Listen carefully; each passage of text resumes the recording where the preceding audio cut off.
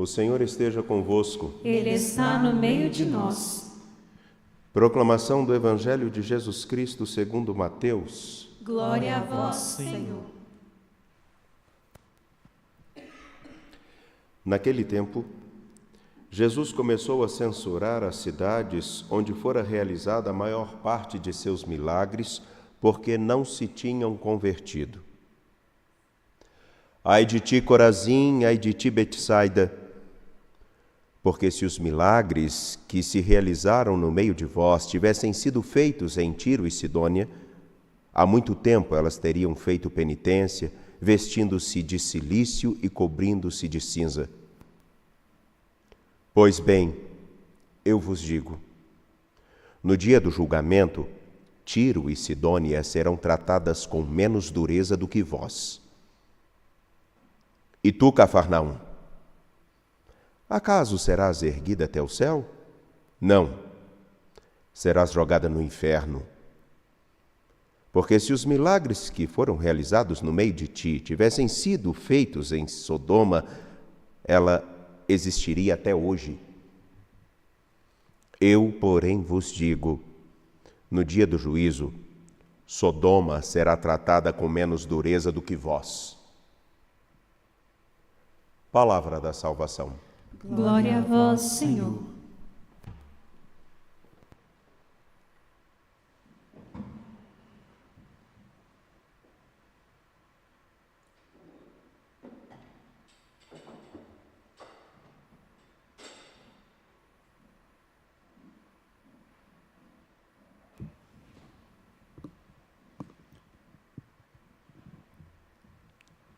Amados irmãos, amadas irmãs, saúde e paz.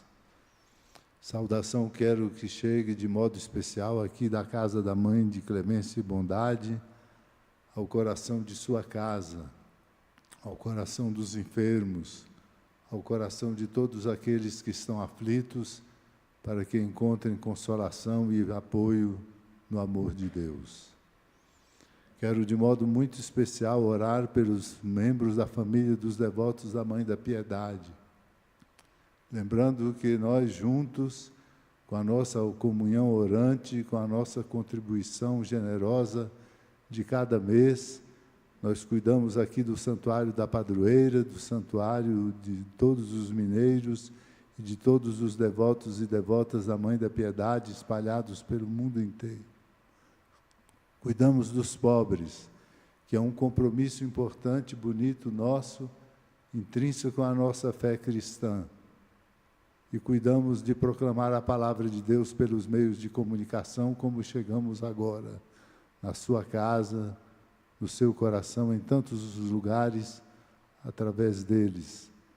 Por isso, amado e amada de Deus, gratidão e que a família dos devotos cresça, para que nós possamos fazer mais no cuidado do santuário, na proclamação da palavra de Deus e, sobretudo, no cuidado com os pobres. Hoje a palavra de Deus nos traz o começo da vocação de Moisés, para nos ensinar que o nosso caminho não é um caminho qualquer. Nós somos chamados por Deus e que nos dá o dom de viver, e nesse dom de viver nós construímos a nossa história. A história de Moisés é interessante porque mostra que a vida é cheia de vicissitudes, de contradições, de altos e baixos na história de qualquer um de nós. Ele se tornou depois, pelo desígnio de Deus e por sua graça, o libertador do povo e aquele que conduziu o povo saindo da escravidão do Egito. Tornou-se, portanto, um grande instrumento do amor de Deus. Mas a sua história começa em circunstâncias desfavoráveis. E Deus, no entanto, mostra-nos que Ele conduz com a sua mão poderosa e com o seu amor infinito a história de cada um de nós. A história de Moisés não é apenas um sinal prodigioso do amor de Deus. A minha história também, a sua. Muitas vezes corremos o risco, em razão das vicissitudes e das contradições, de pensar que Deus está distante de nós e que a nossa vida pode estar sem rumo, sem condução, sem a força do amor. Não é verdade, amado e amada de Deus. Nós precisamos corajosamente olhar a nossa vida e a nossa história. Altos e baixos, contradições, tantas coisas que muitas vezes nos entristecem e nos faz pensar o sentido do nosso próprio viver. Isso acontece com qualquer um e cada um de nós. Importa-nos, portanto, compreender a mão de Deus conduzindo a nossa vida e a nossa história, como conduz a história da vida de nossa família. Não somos perfeitos. Moisés também não o foi. Depois de salvo das águas e de educado na casa do faraó, no seu coração estava um sentimento profundo de pertença ao povo hebreu. Por isso, vendo maltratos feitos ao seu povo, aos seus conterrâneos, praticou um crime, matou alguém, teve medo, fugiu, mostrando assim a história da vida de cada um de nós com suas situações e suas circunstâncias, não muitas vezes adversas. Se nós reconhecermos o caminho de Deus e a sua mão conduzindo a nossa própria vida, nós nos tornaremos capazes de uma abertura profunda e de uma experiência amorosa que só Deus pode realizar no coração de cada um de nós, nos transformando. Moisés poderia ter sido apenas um desviado do seu caminho por não poder ter sido criado por sua própria família. Podia ter sido apenas um criminoso, mas se tornou pela mão de Deus o libertador do seu povo, aquele que recebeu a tarefa vocacional de conduzir o povo, tirando da escravidão do Egito. Isso mostra-nos, portanto, que nós podemos olhar a nossa história, embora constatando circunstâncias adversas e contradições, olhar a nossa história como um sinal do amor de Deus. Tudo isso muitas vezes se contradiz com aquilo que nós pensamos de nós mesmos, ou talvez com a tendência que temos de comparar a nossa vida e a nossa história com a vida e a história dos outros. Corremos o risco de ser pessimistas, de considerar-nos menos, de não compreender, portanto, que a mão de Deus, assim como na vida de Moisés, na minha, na sua, na vida de cada um de nós, Deus põe a sua mão com a força do seu amor. Nossas histórias são diferentes, em muitas circunstâncias parecidas, mas o nosso caminho é único, porque Deus nos ama com um amor eterno e único também. Se nós compreendermos essa história, nós, ao invés de desesperarmos-nos, de nos entristecermos ou de nutrirmos no nosso coração sentimentos que não nos levam a nada, nós compreenderemos com alegria que Deus me chama à vida e me dá uma missão, e que a missão que é dada deve ser cumprida na força do seu amor.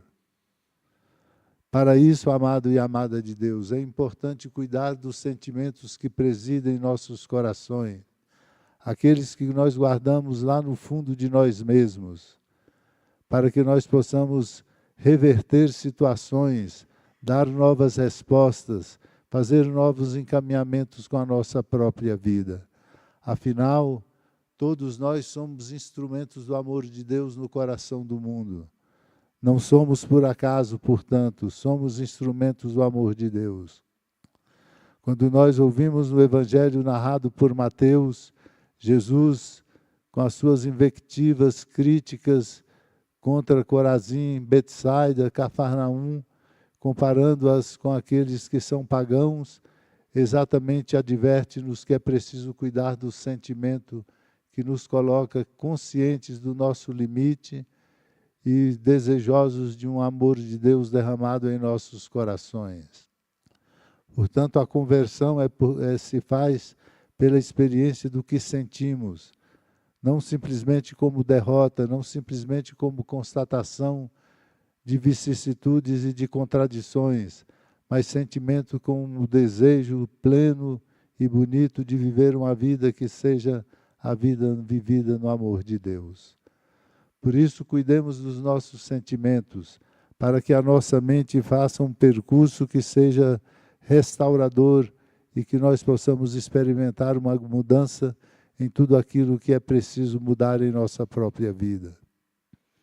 Hoje celebramos São Boaventura, este franciscano, bispo, que contribuiu tanto com a nossa igreja e nos dá dicas importantes do quanto é importante cuidar do nosso próprio sentimento ou dos nossos sentimentos, para que nós não nos distanciemos do caminho de Deus com a soberba, com o orgulho, com os sentimentos de convicções que muitas vezes nos faz preconceituosos e distantes uns dos outros.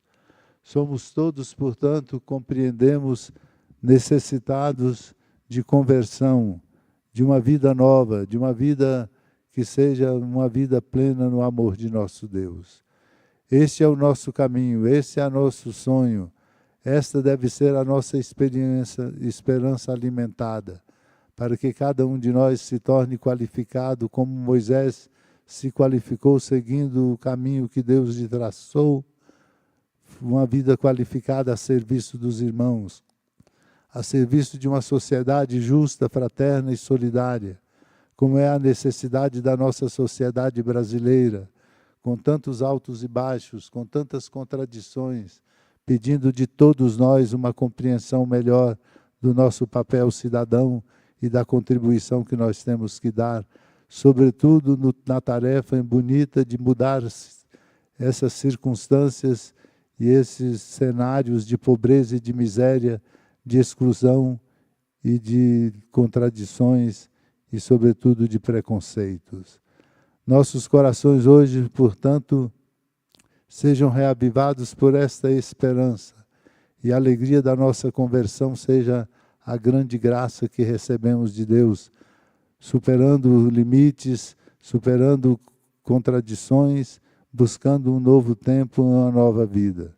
Deus nos ajude nesse caminho e nos firme os passos na conversão do coração e da mente, para sermos testemunhas do seu amor plenamente, profética e corajosamente no coração do nosso mundo. No silêncio do coração, reconheçamos ser pecadores, pedindo a Deus o seu perdão misericordioso e a alegria bonita de assumir o compromisso de ser instrumento do seu amor no coração do mundo.